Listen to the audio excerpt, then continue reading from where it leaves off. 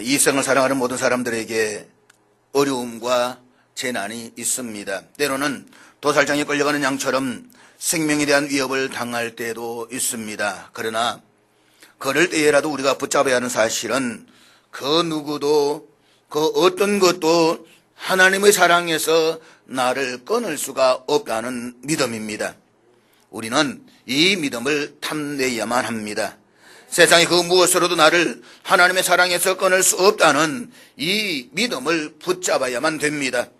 하나님을 사랑하는 자, 곧 그의 뜻대로 부르심을 입은 자들에게는 모든 것이 합력하여 선을 이룬다는 사실을 분명하게 믿어야만 합니다. 그러므로 예수 앞에 나오면 누구든지 소망이 있다라고 하는 믿음이 있어야만 합니다. 기억하십시오. 믿음이 없이는 결코 하나님을 기쁘시게 할 수가 없습니다.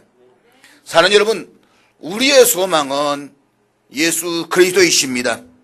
우리 자녀들의 소망도 예수 그리스도이십니다.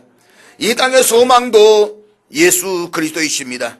우리나라 대한민국의 소망도 예수 그리스도이십니다. 예수 그리스도를 떠나서는 참된 소망이 없습니다. 그렇기 때문에 그리스도의 몸된 이 교회는 모든 사람들에게 소망을 줄 수가 있어야만 합니다. 누구든지 주님의 전에 찾아 나와서 고백할 수 있는 것은 이 교회에 오니까 희망이 있더라라는 고백이 나올 수가 있어야 되는 것입니다. 주님의 몸된 이 교회에 나오는 모든 사람들은 희망을 품을 수가 있어야만 합니다. 기억하십시오. 예수 그리스도, 그분은 우리의 희망이십니다. 그분은 온 인류의 희망이십니다. 구한 말에 우리나라는 백성들에게 그 어떤 희망도 줄 수가 없었습니다. 백성은 저마다 살 길을 찾아서 정든 고향을 떠나 유리 글씨가며 방황해야만 했습니다. 가난하고 힘없는 백성들은 아침에 눈만 뜨면 이놈의 조선은 언제 망하느냐라고 나라를 원망하며 절망했습니다. 청나라와 일본, 러시아가 우리나라를 우리 땅에서 함께 전쟁을 벌였습니다. 세계 역사에서 이처럼 비참하고 기구했던 역사가 또 있을까 싶을 정도였습니다. 우리 땅에서 전쟁을 벌였던 저들은 가난하고 힘없는 백성들을 약탈하고 무자비하게 살인을 저질렀습니다. 나라와 정부 대신들은 이런 불쌍한 백성들을 위해서 해줄 수 있는 것이 아무것도 없었습니다. 오히려 자신들만 살고자 어제는 청나라로 오늘은 러시아와 일본으로 기웃거렸습니다. 그런데 그때 가난한 백성들이 찾아간 곳이 바로 교회였습니다. 당시의 사람들은 하다 안 되는 사람들을 모았을 때에 차라리 교회에 가보라고 했습니다. 저들에게는 교회가 희망이었습니다. 1945년에 일본의 압제로부터 해방이 되었지만 사상의 논쟁으로 이 땅에는 바람 잘 날이 없었습니다. 눈만 뜨면 자유주의 진영과 공산주의 진영이 진절머리가 나도록 싸워댔습니다. 그러다가 6.25 전쟁이 일어났습니다. 이 전쟁으로 고아와 과부와 거지들이 넘쳐났습니다. 온 삼천리가 폐허가 되어버린 이 땅에는 희망이 없었습니다. 세상에서 가장 가난한 나라 가운데 하나가 되어버렸습니다. 그때 사람들이 희망을 찾아서 간 곳이 바로 교회였습니다.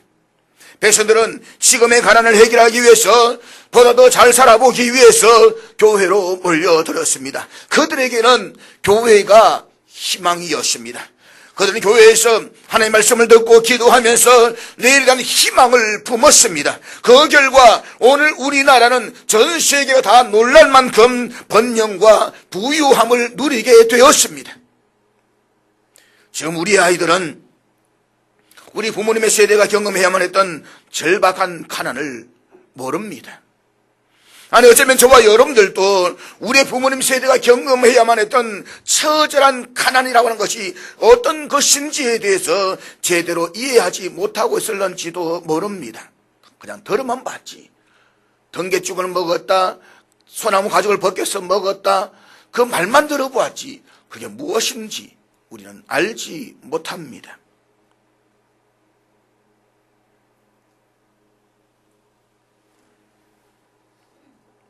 우리 부모님 세대는 가난이 무엇인지를 너무나도 잘 압니다. 그리고 그 가난의 치를 떨어야만 했었습니다. 그 가난에 벗어나고 자녀들과 나라가 잘 되기를 소망하면서 교회로 몰려들었습니다. 시간만 나면 교회로 왔습니다. 기도했습니다. 잠을 집에서 자지 아니하고 저녁만 먹고 나와서 교회 와서 기도했습니다. 하나님, 이 나라를 살려주시옵소서.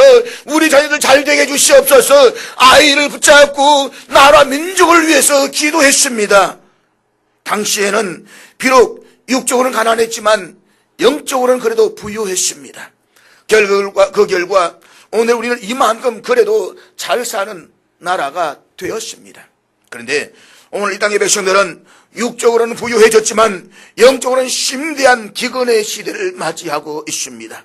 지금 우리의 시대는 양식이 없어서 굶어 죽이거나 물이 없어서 갈증을 느끼는 기근의 시대가 아니라 여호와의 말씀을 듣지 못해서 굶주리고 목말라 하고 있습니다. 오늘 우리의 시대 사람들은 육신의 일은 열심히 가꾸고 투자를 하지만 자신의 영혼을 새롭게 하는 일에는 무관심하고 있습니다. 육체는 열심히 찌고 바르고 붙이는 일에는 부지런하지만 영적인 일에는 게을러져 있습니다.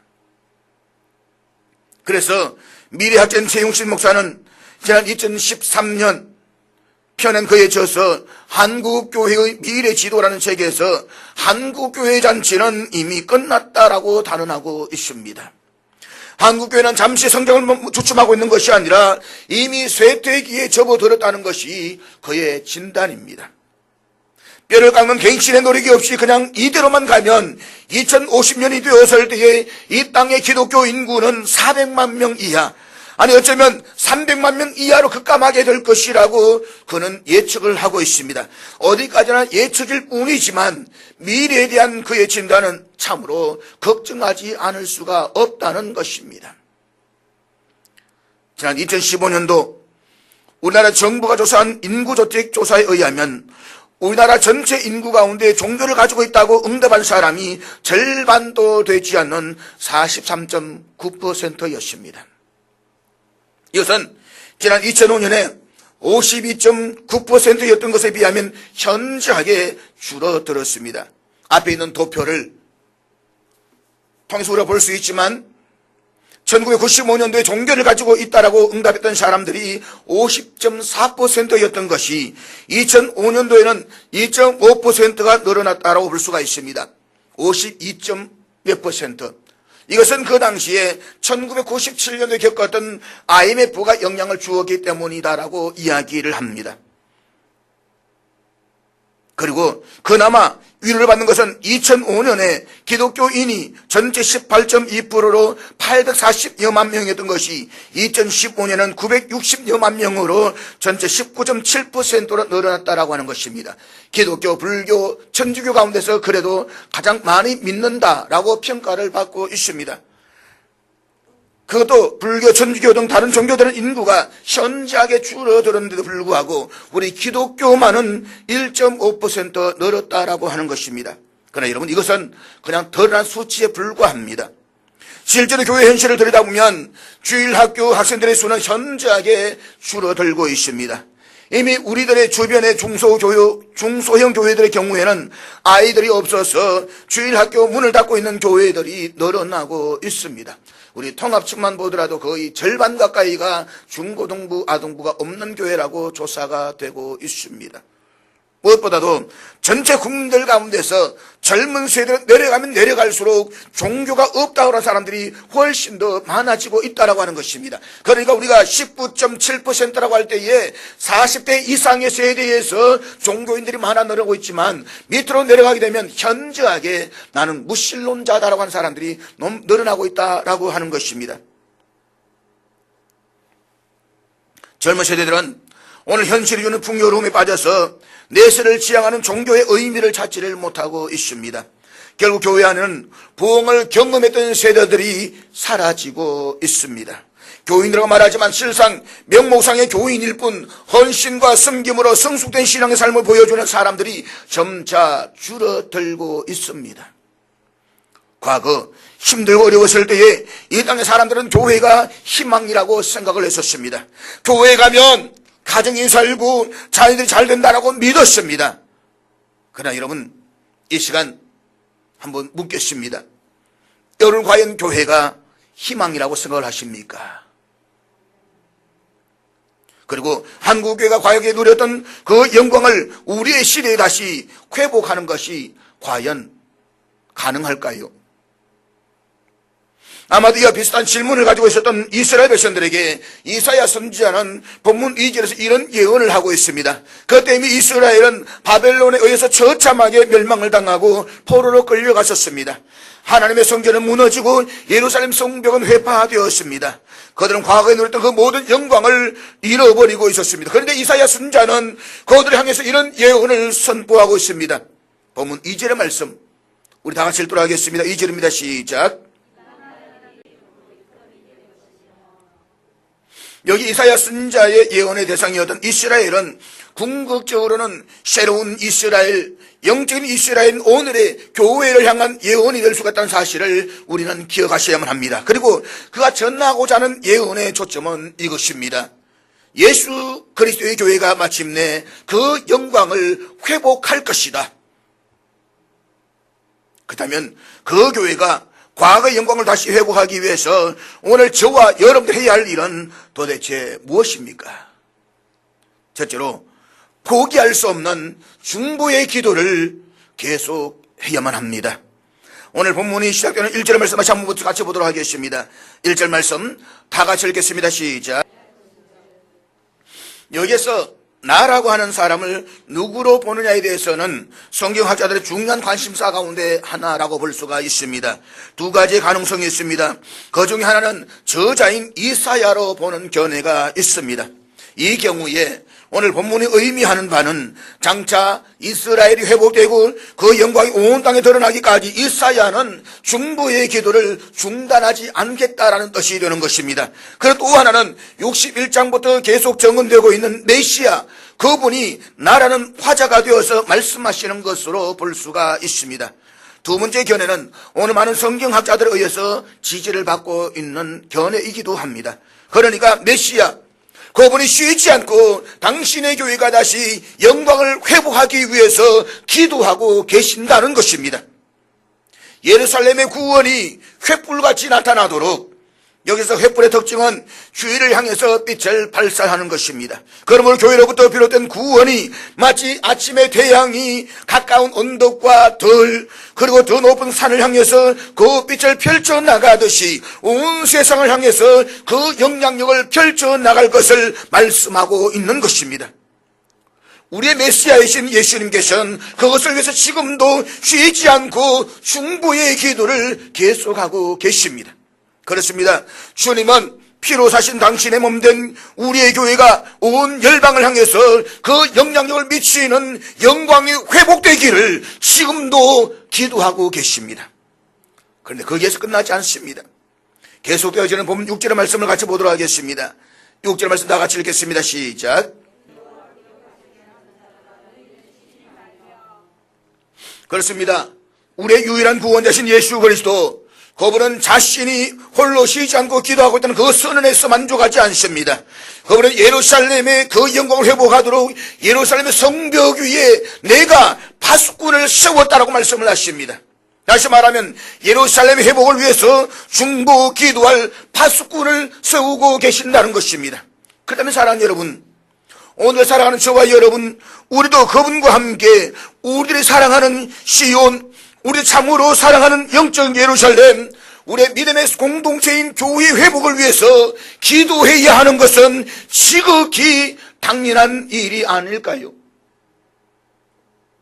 아무리 오늘 한국교회가 어둡고 심지어 세상 사람들로부터 개독교라는 비판을 받고 있다고 할지라도 주님의 피로 사신 우리의 교회를 향한 우리의 사랑을 포기할 수는 없습니다. 그리고 주의 몸된 교회가 과거의 그 영광을 회복하기 위해서 중보 기도하는 것이 오늘 우리에게 주어진 참으로 중요한 사명이라는 사실을 잊지 마십시오. 이런 중보자들은 바로 우리의 시온, 우리의 영적 예루살렘, 우리의 교회를 지키는 파수꾼입니다. 그런데 우리는 정말 우리의 교회의 영광을 회복하기 위해서 기도하고 있습니까? 기억하십시오. 기도할 때 그가 파수꾼이 될 수가 있습니다. 그런데 파수꾼이 졸고 있습니다. 그럼 그 성이 어떻게 될까요? 파수꾼이 졸고 있으면 적의 침입을 막을 도리가 없습니다. 그 성은 무너질 수밖에 없습니다. 파수꾼은 대적의 침입을 살피거나 아름다운 소식을 가져오는 전령들을 확인하기 위해서 성벽 망대를 지키는 사람들입니다. 그러므로 파수꾼은 잠잠하면 안 됩니다. 파수꾼이 자신의 사명을 잊어버리면 안 됩니다. 그러면 그 성벽은 무너지고 말 것입니다. 사랑하는 여러분, 어거스틴과 칼빈은 우리의 교회를 가리켜서 어머니라고 했습니다. 어머니, 교회는 어머니다. 어거스틴은 교회가 없었다라고 한다면 자신은 신앙을 갖지 못했을 것이라고 말했습니다. 모든 생명은 어머니를 통해서 잉태되고 양육되어서 세상으로 보냄을 받게 됩니다. 그렇기 때문에 내 어머니가 비록 다른 어머니보다 못하다라고 해서 그 어머니를 버릴 수는 없습니다. 왜냐하면 어머니는 나를 이 땅에 태어나게 하신 분이시기 때문입니다. 내 어머니는 내 생명의 근원이시기 때문인 것입니다. 마찬가지로 모든 그리스도인들은 교회를 통해서 신앙을 갖게 되고 성숙한 신앙으로 양육을 받아서 세상으로 보냄을 받게 됩니다. 그런데 아무리 교회가 내 마음에 들지 않고 교회가 병들었다라고 할지라도 내 어머니와 같은 교회를 결코 포기할 수는 없습니다. 그렇다면 지금 우리들에게 정말 필요하고 또 해야 할 일은 무엇일까요? 그것은 우리가 중보의 제단을 쌓고 교회를 위해서 쉬지 않고 기도를 드리는 것입니다. 이것이야말로 우리가 결코 포기할 수 없는 주님의 몸된 교회를 향한 우리의 사랑인 것입니다. 그러므로 사랑하는 여러분, 교회를 위해서 기도해 주십시오. 주의 몸된 교회를 위해서 기도해 주십시오. 우리가 다시 한번 교회를 위해서 기도하고 나간다라고 한다면, 그래서 주님의 영광이 회복될 수 있도록 중단 없이 기도해 주십시오. 여러분이 기도할 때에 여러분은 교회의 파수꾼이 될 수가 있습니다. 그래서 옆에 있는 분에게 이렇게 한번 말씀해 보시기를 바랍니다. 당신은 파수꾼입니다. 다시 한번 이야기해 볼까요? 졸지 마세요.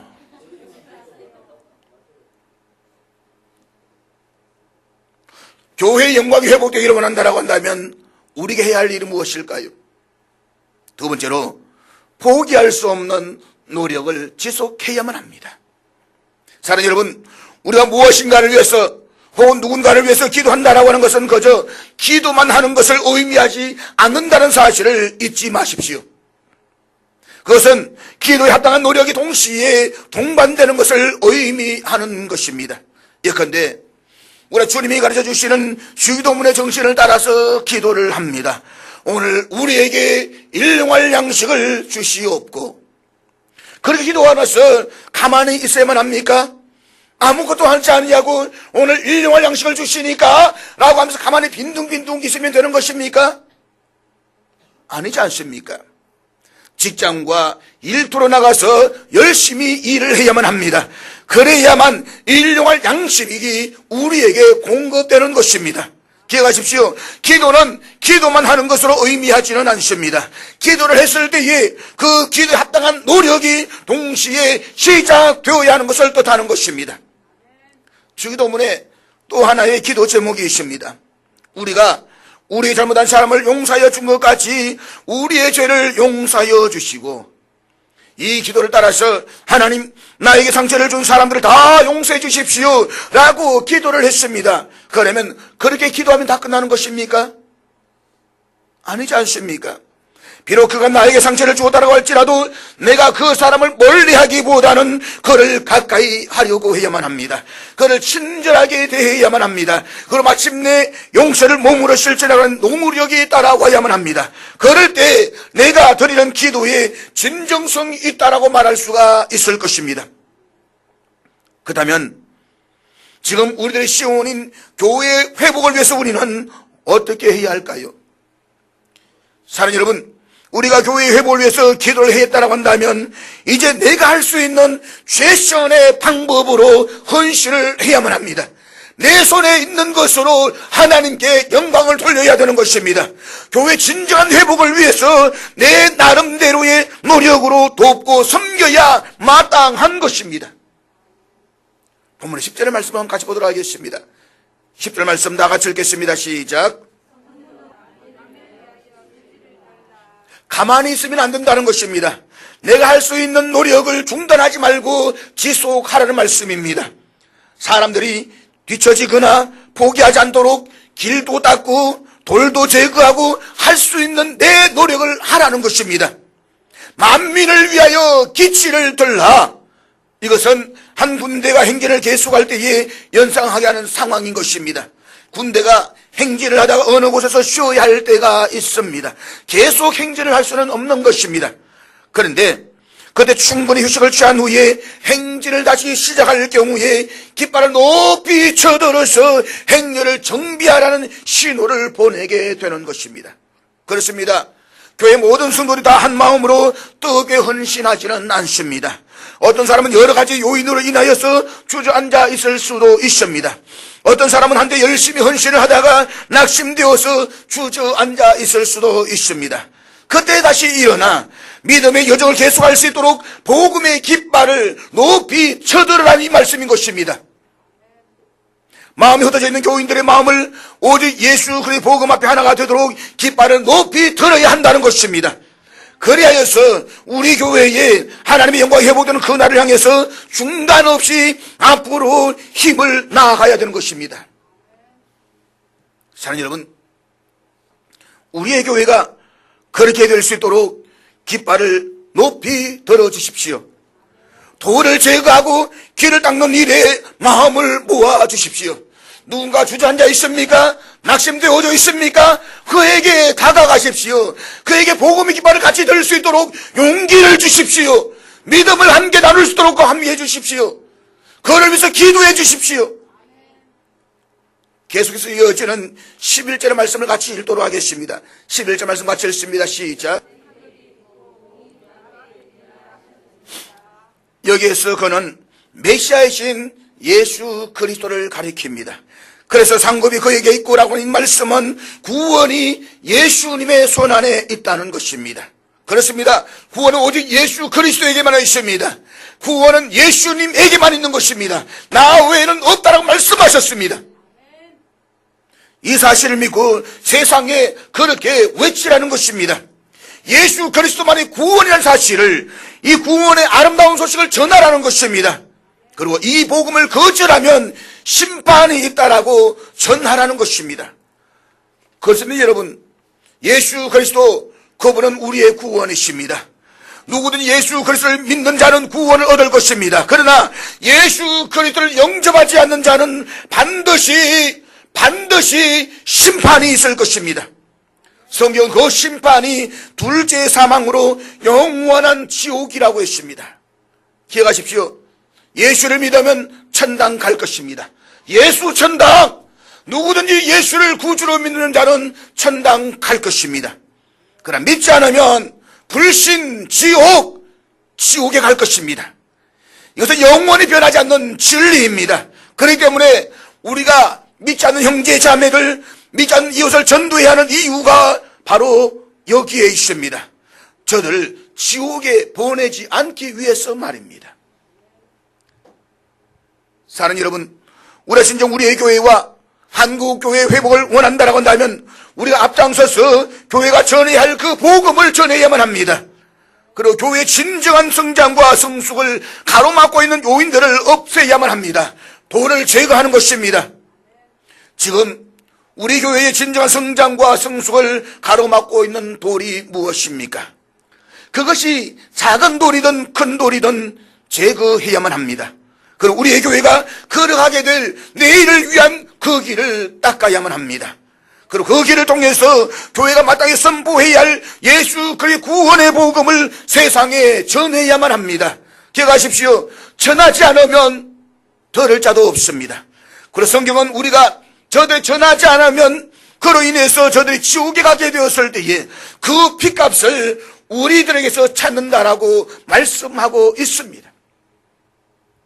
그렇다면 저와 여러분이 서 있는 오늘 이 자리, 여기에서부터 내가 먼저 해야 할 노력, 포기할 수 없는 노력을 중단하지 말고 지속하십시오.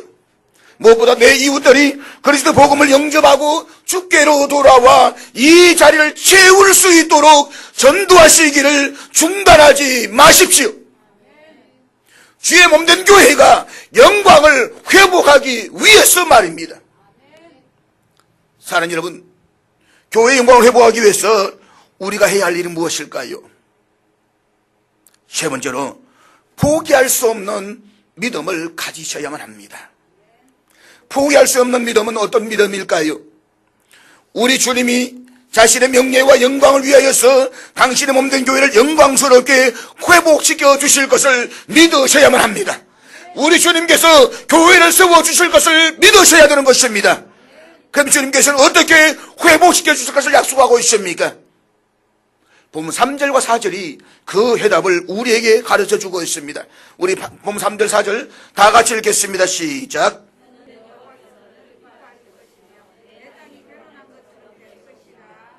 지금 이스라엘은 바벨론에 의해서 처참하게 망했습니다.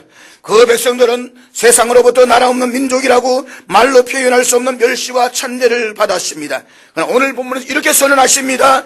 너는 또 여호와의 손에 아름다운 관, 내 하나님의 손에 왕관이 될 것이라.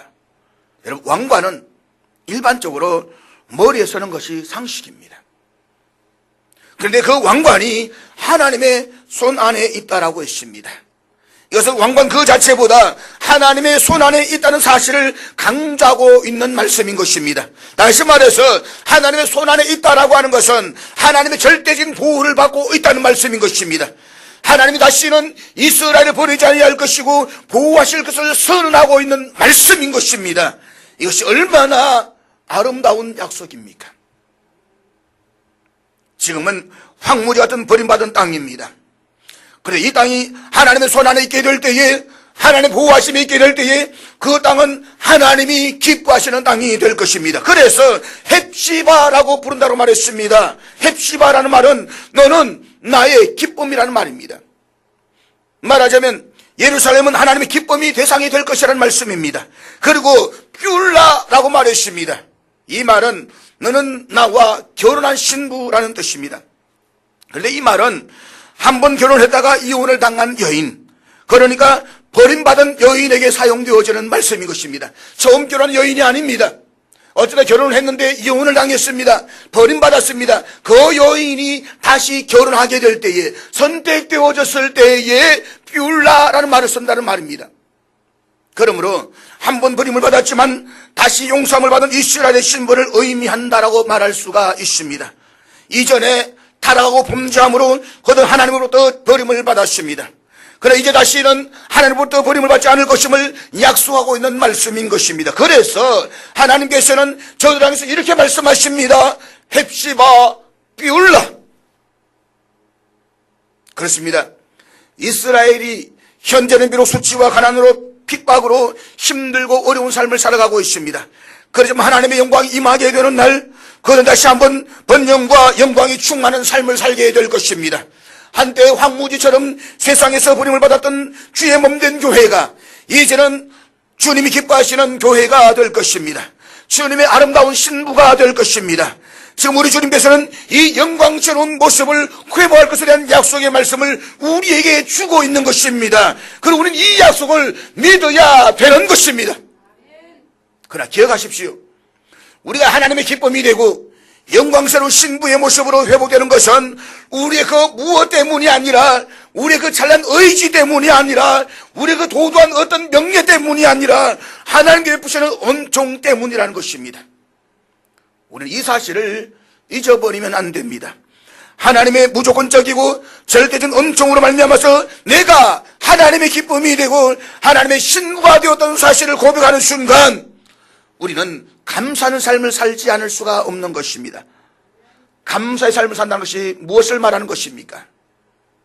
하이데베르크 요리문답에 보면 감사하는 삶의 내용이 무엇이냐라고 했을 때 그것이 바로 헌신과 섬김의 삶이라고 말했습니다. 우리가 하나님께 은혜를 받았습니다. 내가 구원받았음을 감사하고 있습니다. 그 감사의 표현이 무엇입니까? 바로 주의 몸된 교회를 위해서, 그의 나라와 그의 의를 위해서 헌신과 섬김의 삶을 살아가는 것입니다. 사랑하는 여러분, 여기서 두 가지 중요한 단어를 기억하시기를 바랍니다. 하나는 헵시바, 너는 나의 기쁨이라는 말입니다. 그리고 또 하나는 비울라, 너는 나와 연합한 신부라는 뜻입니다. 주님과 나와의 연합을 상징하는 말입니다. 우리 에베소 5장을 읽어보게 되면 사도 바울이 남편이 아내를 극진히 사랑함으로써 그 아내가 마침내 빛나고 아름다운 신부가 되어 그 앞에 세워지는 모습을 가지고서 교회를 설명하고 있습니다. 교회가 영광스러운 모습으로 회복되어 가지고 있을 때에 어떤 모습으로 변하게 될까요? 자기 아내를 정말 사랑하는 남편이 그 아내를 빛나는 신부로 만들어서 그 앞에 세우는 것처럼 그렇게 변하게 될 것입니다. 그것이 에베소서 5장 27절의 말씀인데 우리 다 같이 읽도록 하겠습니다. 에베소서 5장 27절 같이 읽겠습니다. 시작. 여기에 보면 영광스럽고 거룩한 교회의 모습을 보여주고 있습니다. 그것은 바로 신랑 앞에 세워지는 아름다운 신부의 모습으로 비유하고 있는 것입니다. 여러분 한번 이런 모습을 상상해 보시기를 바랍니다. 결혼식장에서 신부가 웨딩 마치와 함께 신랑을 향해서 걸어옵니다. 딴딴따단 딴딴따단 할 때에 저기에서 신부가 한 발짝 걸어옵니다. 그 걸음이 왜 그래 뭔지, 그 거리가 왜 그래 뭔지, 그 시간은 왜 그렇게 시간이 오래 걸리는지, 그 눈부시고 아름다운 신부의 모습을 바라보는 신랑의 자부심을 한번 느껴보십시오. 아니 신부가 웨딩 카펫을 밟고 걸어올 때에 식장 안에 웅성거리면서 하악기들 소리가 높아지기 시작합니다. 와, 신부 정말 예쁘다, 아름답다. 하객들이 탄성을 지를 때에 누가 제일 기뻐하고 있습니까? 경험하셨네, 그치요?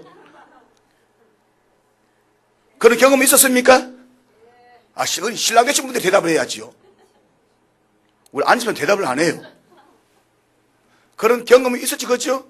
세상 전부를 우리 받지만 확실하게 아멘 하십니다. 네. 그때 그 자리에서 가장 기뻐하는 사람은 바로 하객이 아니고 신랑입니다. 하객들이 신부의 모습을 바라보면서 정말 예쁘다라고 말하면서 황홀한 탄성을 쏟아낼 때에 그 신랑의 마음속에서 터져나온 고백은 무엇일까요? 헵시바 비울라, 너는 나의 기쁨, 너는 나의 사랑하는 신부라. 바로 이런 마지막 광경이 교회에 이루어질 것이라는 말씀입니다. 우리의 교회가 시련과 박해와 수많은 어두움을 통과했습니다. 여러분, 역사에서 교회가 어렵지 않은 때는 없었습니다. 지금 한국 교회가 위기고 어렵다고 말하지만 역사 속에서 교회가 평탄했던 때가 과연 언제 있었습니까? 교회에 핍박과 시련이 없던 때는 없었습니다. 어둠의 자녀들은 빛의 자녀들을 싫어합니다. 죄악은 거룩을 미워합니다. 마찬가지로 죄악을 탔던 세상은 하나님의 거룩한 교회를 싫어하게 되어져 있습니다. 그것은 지극히 너무나 지극히 당연한 실상인 것입니다. 그러나 기억하십시오. 마침내 저 미래에 우리 구원자신 주님께 앞에 주님의 신부된 교회의 모습으로 서는 순간 주님께서는 우리를 향해서 이렇게 선포하실 것입니다. 헵시바 비울라, 너는 나의 기쁨, 너는 나의 사랑하는 신부. 사랑하는 여러분, 오늘 비록 한국교회 상황이 아무리 열악하다라고 할지라도, 오늘 우리의 모습이 왜소하고 초라하고 부끄럽다라고 할지라도 궁극적인 승리는 그리스도의 교회에 있는 줄로 믿으시기를 바랍니다. 교회와 성도들의 궁극적인 회복의 꿈을 결코 포기하지 말아야만 합니다. 주님의 몸된 교회는 회복될 것입니다. 주님의 몸된 교회는 부흥할 것입니다. 그것이 이 땅을 향한 하나님 아버지의 마음인 것입니다. 교회는 영광스럽게 신랑 되신 주님 앞에 서게 될 것입니다. 어느 날 세상은 마침내 그들이 그토록 조롱하고 핍박했던 교회의 영광을 보게 될 것입니다. 그렇다면 사랑하는 여러분, 우리도 오늘의 어두움을 이기게 하실 하나님을 찬양하십시오. 참으로 영광스러운 교회 회복이야말로 우리의 소망이며 우리의 기도이며 우리가 결코 포기할 수 없는 믿음이 되어야만 할 것입니다. 김영표 목사님이 지은 노래 가운데 우리에겐 소원이 하나가 있네 라는 노래가 있습니다. 이 노래 가사는 너무 복음적이고 우리의 마음을 흥분시킵니다. 우리에겐 소원이 하나 있네. 주님 다시 오실 그날까지 우리 가슴에 새긴 주의 십자가 사랑, 나의 교회를 사랑케 하네. 주의 교회를 향한 우리 마음, 희생과 포기와 고난, 하물며 죽음조차 막을 수 없네. 우리 교회는 이 땅의 희망. 교회를 교회되게, 예배를 예배되게 우리를 사용하소서. 진정한 부흥의 날 오늘 임하도록 우리를 사용하소서. 성령 안에서 예배하리라. 자유의 마음으로 사랑으로 사역하리라. 교회는 생명이니 교회를 교회되게, 예배를 예배되게 우리를 사용하소서. 진정한 부흥의 날 오늘, 이렇게 나가는 노래인데 제가 사실 뒤에 가사를 잘 몰라요. 오늘 오후에 배워볼 노래입니다. 기타 치면서 며칠 동안 불렀는데 뒤에 가사가 사실 저도 약해졌습니다. 사랑하는 여러분, 우리의 교회를 향한 위대한 회복의 기대가 여기에 있습니다. 이 영광스러운 교회의 회복, 이것은 오늘 우리가 결코 포기할 수 없는 우리의 소원입니다. 우리의 기도입니다. 우리의 믿음입니다. 왜냐하면 교회가 우리의 희망이기 때문입니다. 교회가 이 땅의 희망이기 때문입니다. 교회가 우리 자녀들의 희망이기 때문인 것입니다. 그리고 이 교회를 향한 포기할 수 없는 우리의 사랑이 있기 때문인 것입니다. 그 다음에 이 사랑으로 우리는 다시 일어나 기도에 무릎을 꿇고 내가 할 수 있는 방법으로 교회를 섬기며 마침내 교회를 회복시켜 주실 전능하신 하나님의 사역을 기대하십시오. 그 소망을 바라보며 우리의 무릎을 꿇을 수 있기를 바랍니다. 그 소망을 바라보며 내가 할 수 있는 일을 할 수 있기를 바랍니다. 그 소망을 향한 우리의 믿음을 포기하지 않기를 사랑하는 여러분, 주의 이름으로 축복합니다. 기도하겠습니다.